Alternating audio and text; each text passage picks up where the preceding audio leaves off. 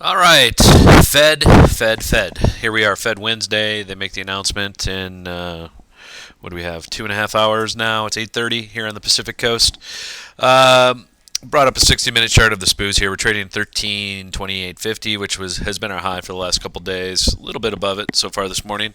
You can see the next line of resistance is around 1350, and then above that 1370. So let's go back the last few weeks, and you can see where we've been: 1305 to 1370.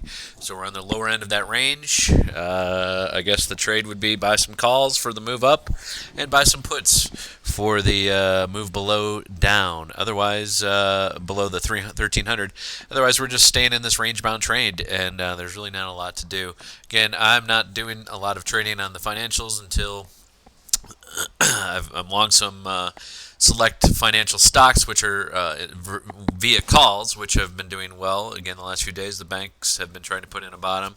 Banking index is up another 4% today, so that's working for us. But on the SPOO side, we're really not doing much. It's just kind of a whippy day, and so we're not going to stand in front of it, stand in front of the Fed.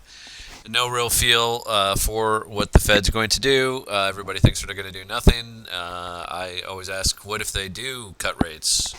What if they do raise rates? And the cut is more of the outlier. So, and you need again to ask yourself that question. Oil 132.75. Again, oil staying stuck in that range 130, 140. We keep talking about this. Here's a 60-minute chart. You can see violent moves. Sell the 138s, buy the 130s, and nothing has changed here for really for the month of April, or excuse me, for the month of June. So June we have been stuck in this 130 to 138.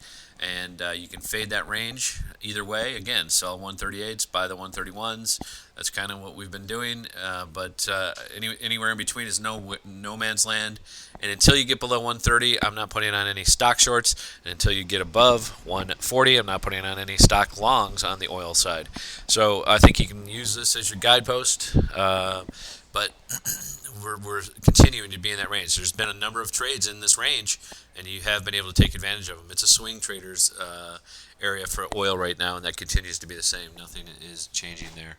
10 years trading 41.54, up another 1.2%. That's interesting. Again, it's peaking up here after this bull flag has come come down into the Fed meeting. Interestingly enough, this peaked around the 13th when it hit 43, and we've been just building this. You can see this little flag pattern setting up, much like we had back here in late May. So we're going through the same period again here, where we're seeing this flag pattern set up, and probably going to the next leg up in interest rates, which would make sense. VIX just crushed again. There is no volatility, trading 21.09, down another 6%.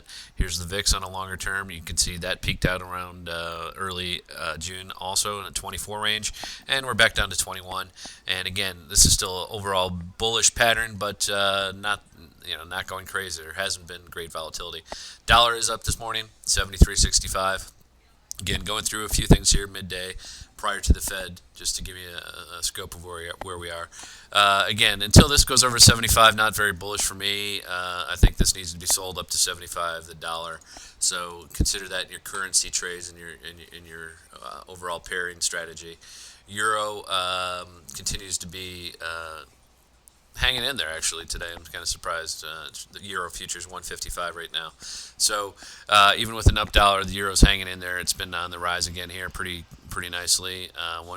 Again, your ranges here. You see the ranges pretty much in all markets. Nothing has changed in this market over the last 30 days. We didn't make any new lows there in the push for S&P futures. I mean, we were 60 points off the lows in March, so nothing new there. We've made a lot of new lows in banks. We've made a lot of new lows in transportation, airlines, car companies, and the banks, of course, as I mentioned earlier. But we're just kind of chopping around overall in the rest of the market. Technology, the Nasdaq is up today. From the bottom, we hit 1900, a little bit below 1900 yesterday, and now we're up to 1946. So a nice 50-point move in the Nasdaq. We'll call that 2.5% or so. So the Nasdaq is on the move once again, which again has been Ends over S's. Nasdaq's up 1.6%. SPOs are only up 1%. Typical action there. So that's about it, folks. We'll be back probably tomorrow. Enjoy the Fed. Again, we're pushed to the sidelines except for a few select longer-term swing trades. It's a difficult market to gauge from an intraday when you have a known news event coming your way. So take it easy out there. Have a great one, and happy Wednesday.